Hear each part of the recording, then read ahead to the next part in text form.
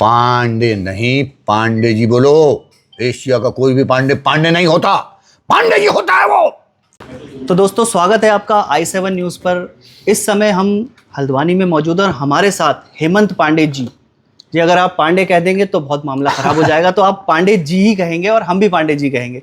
आज हमारे साथ i7 न्यूज़ पर मौजूद हैं, जानेंगे इनके कैरियर के बारे में। सर, बहुत बहुत स्वागत है आपका i7 न्यूज़। धन्यवाद धन्यवाद धन्यवाद आपका भी, और आपके माध्यम से और जो साथी लोग इस वक्त लाइव हैं या दूसरी रिकॉर्डिंग कर रहे हैं, उन सबका, उनके देखने वालों का, उनके चाहने वालों का भी बहुत बहुत धन्यवाद। बात की शुरुआत करेंगे। सबसे पहले आपसे ये जानना चाहेंगे, आपके करियर में जो सबसे पहला आपको रोल मिला, किस तरीके का रोल मिला, और इस पे जाने के लिए आपने जो मेहनत की उसके बारे में। देखो, हम तो पिथौरागढ़ से ही नाटकों में काम करने की इच्छा, 5वीं में भी हमने नाटकों में हिस्सा ले लिया था। प्रेमचंद जी का एक नाटक था जिसमें मैं एक बच्चा है जिसकी मृत्यु हो चुकी है, वो खाली डेड बॉडी का रोल मिला था पहला। जी। वहाँ से शुरुआत हुई, छोटी से स्कूल से ही शुरुआत हो गई थी। और फिर पिथौरागढ़ में हमको क्योंकि मालूम नहीं था, लेकिन गाँव में भी हमने नाटक किए। मर्चेंट ऑफ वेनिस, वो 11वीं 12वीं में 12वीं इंग्लिश की किताब में वो चैप्टर हुआ करता था। उसकी कहानी बहुत अच्छी थी। वहाँ से हमने शुरुआत नाटकों की और मेरे गांव के साथी भी उसमें हिस्सा लेने लगे। और वो फिर पिथौरागढ़ के नाटकों में हिस्सा लिया। फिर दिल्ली चले गए। सन 1990 में नेशनल स्कूल ऑफ ड्रामा की रेपेट्री कंपनी में मेरा सिलेक्शन हो गया। इब्राहिम अलकाजी जो रंगमंच के सबसे किंग माने जाते हैं, जो रंगमंच के लोग हैं, वो नेशनल स्कूल ऑफ ड्रामा की रेपेट्री के बारे में या अलकाई साहब के बारे में अच्छी तरह जानते हैं। इस विधा के जो भी व्यक्ति है, वो मतलब अपने आप में सबसे बड़ा रेपेट्री जिसको कह सकते हो आप एशिया की, उसमें काम करने का मौका मिला। अब हमारा चूँकि गाँव की पृष्ठभूमि से गए थे तो ज़्यादा ज्ञान था नहीं, हमारे तो दरवाजे ही दिल्ली में जाके खुले। बात करें कि कामयाबी यूं ही नहीं मिलती, काफ़ी मेहनत करनी पड़ती है। तो इसको अगर देखा जाए तो आपको कभी ऐसा नहीं लगा कि काफ़ी उतार चढ़ाव आपके करियर में आए होंगे, कभी आपको ऐसा नहीं लगा कि इस इंडस्ट्री से दूर चले जाना चाहिए? हाँ, कई बार ऐसे आए कि दिल्ली में भी रह रहे हैं या बॉम्बे में भी रह रहे हैं, तो यहाँ तो बारिश है या गर्मी है और पैसे हैं नहीं जेब में, तो ऐसे में एक ही तरीका है कि यार यहाँ से घर निकल लो।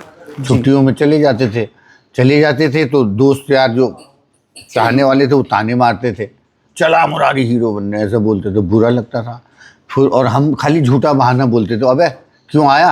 तो हम बोलते थे अरे बम्बे में ना बारिश बहुत होती है, 3 महीने तो वहाँ शूटिंग नहीं होती, इसलिए आ गया। तो ये वो बहाना को अपने उसको सच जताने के लिए हम ऐसे भी उदाहरण देते थे, लेकिन सच्चाई ये थी कि उस दो में काम नहीं है या पैसे नहीं है, तो आप क्या करोगे।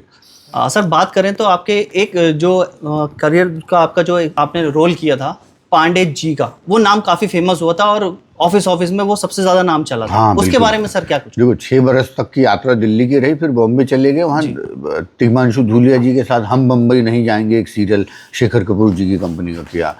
तो उसके बाद फिर और कई सीरियल उस वक्त के किए। उसमें एक सीरियल आया ऑफिस। वहाँ हमको खुद नहीं पता था कि ऑफिस इतना पॉपुलर होगा कि उस वक्त के हर अवार्ड उसी को मिलता था कॉमेडी का।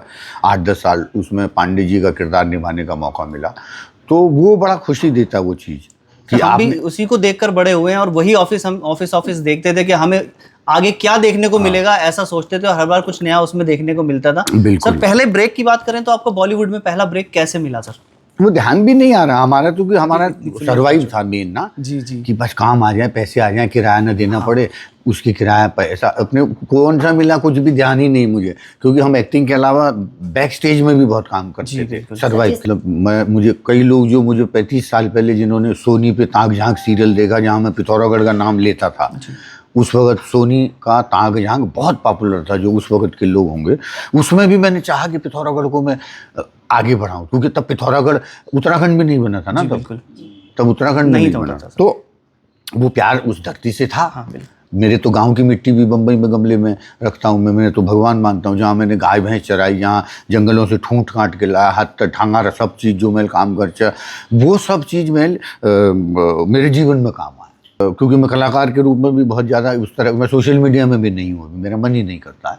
लेकिन जो लोग आपकी कला को जानते हैं वो 20 साल 25 साल बाद भी मिलते हैं तो उनको मेरे पिक्चर का या मेरे सीरियल का या फिल्म का तकिया कलाम या उसका डायलॉग याद रहता है। तो मैं उस दर्शक को ज़िंदगी में मिलूँ न मिलूं, वो मुझे देख पाए या न देख पाए, लेकिन वो संबंध इस धरती पर तब तक हमारा एक दूसरे के साथ बना रहेगा जब तक हमारी सांसें चल रही हैं। मैंने आपके कई उसमें सोशल मीडिया की भी आवश्यकता नहीं है। क्रिश भी बहुत यादगार फिल्म में रही क्योंकि उससे जस्ट इमेजिन वाला जो मेरा तकिया कलाम था वो इतना पॉपुलर हुआ, बहादुर के किरदार से वो पॉपुलर हुआ। और जब भी कोई आप डायरेक्टर पिक्चर बनाता है ना तो वो अपने पॉइंट ऑफ व्यू से पिक्चर बनाता है क्योंकि ही इज द बॉस। हमको एज एन एक्टर भी वो लेता है तो उसको एक एज एन एक्टर उसको हम पर ट्रस्ट होता है, इसलिए वो हमें लेता है।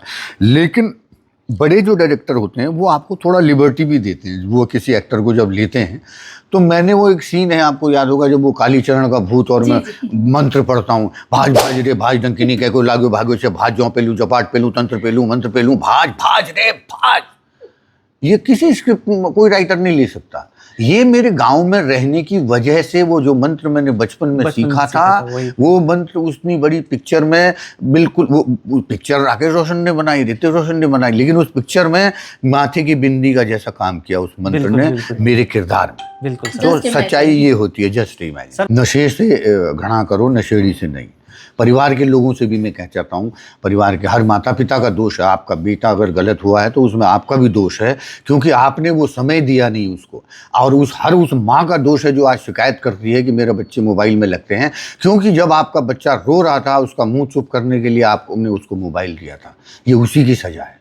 और युवाओं के लिए मैं अब ये कहना चाहता हूँ, नशे उस बात को मैं पूरा नहीं अब हो पाया, क्योंकि कोई भी चीज़ तभी हटेगी जब उससे बेहतर वाला ऑप्शन आप चुनेंगे। बिल्कुल।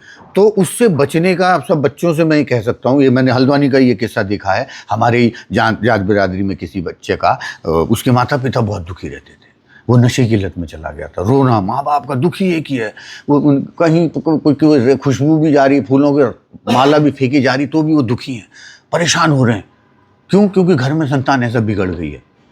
लेकिन आज उस बच्चे ने अपने आप को परिवर्तन करके घर का वो हीरो हो गया है। क्या बात। तो बिगड़ा कुछ नहीं है। हर उस भाई के लिए, बहन के लिए बोल रहा हूँ जिसके गाली आदत लग गई है, उससे निकलने के लिए आपको अपना दूसरा रास्ता चुनना होगा। वो है आध्यात्म का रास्ता, वो है ध्यान का रास्ता, वो है प्राणायाम का रास्ता, वो है खेल का रास्ता। खेल, पसीना बहने के बाद जो खुशी मिलती है ना, उसकी कोई कीमत नहीं है। सर, युवा जो कलाकारी की तरफ जाते हैं और मन उनका टूट जाता है, मेहनत करते हैं लेकिन सफल नहीं हो पाते, उनके लिए क्या मंत्र देना चाहेंगे? हर उस युवा कलाकार भाई बहन के लिए मैं ये कहना चाहता हूँ, बेटा लगे रहो लगे रहो लगे रहो, लेकिन आपको फिल्म में भी काम करना है तो रंगमंच मत छोड़ो। थिएटर एक ऐसी चीज़ है, रंगमंच, जो आपको सेल्फ एनालाइज करने की शक्ति देती है, आपको अपने बारे में सच्ची जानकारी देने का उसका काम है बेसिकली। नहीं तो आदमी पूरी ज़िंदगी अपना किसी भी जगह अटक के निकाल देता है, उसको अपने बारे में सही जानकारी नहीं है तो ज़िंदगी भर संघर्ष ही रहेगा उसका, चाहे वो किसी भी फील्ड में हो। अगर आपने अपने बारे में सत्य जानना है तो उसके लिए योग, ध्यान, अपना अध्यात्म और रंगमंच। आपको रंगमंच आपको कलाकार कितना बड़ा बनाएगा वो मुझे नहीं पता, लेकिन रंगमंच आपको बहुत अच्छा इंसान बना देगा, बहुत अच्छा व्यक्ति बना देगा। आप किसी भी फील्ड में काम करें, आपके भीतर के कलाकार को जीवित कर देगा। आपको जीवन में पत्ते, खुशबू, हरिया, पानी, ठंडा, गर्म, हर चीज़ का एहसास होगा, प्रकृति से जुड़ने का एहसास होगा। रंगमंच में आप काम करें बच्चे लोग, और फिल्मों में भी आप जाएं, बॉम्बे भी जाएं, लेकिन इतना ध्यान रखना, जिद्दी भक्तों के आगे ही भगवान झुकते हैं। बिल्कुल। दुख आएगा, तकलीफ आएगी, तूफान आएगा, उसमें कैसे बचना है वो आपकी परीक्षा। हर आदमी की अपनी किताब है, हर आदमी का अपना उपन्यास है। तो आप सच्चाई के साथ लगे रहो। और बहुत अच्छे लोग हैं बॉलीवुड में, बहुत अच्छे लोग हैं। मैं 35 साल से हूँ, लड़कियों के लिए भी बहुत अच्छा फील्ड है। जब तक आप गलत नहीं हैं तब तक कोई आपको कोई छू भी नहीं सकता। बिल्कुल। इन्हीं पागल दिमागों में घनी खुशियों के लच्छे हैं, इन्हीं पागल दिमागों में घनी खुशियों के लच्छे हैं। हमें पागल ही रहने दो, हम पागल ही हैं। क्या बात है सर, बहुत बहुत धन्यवाद सर।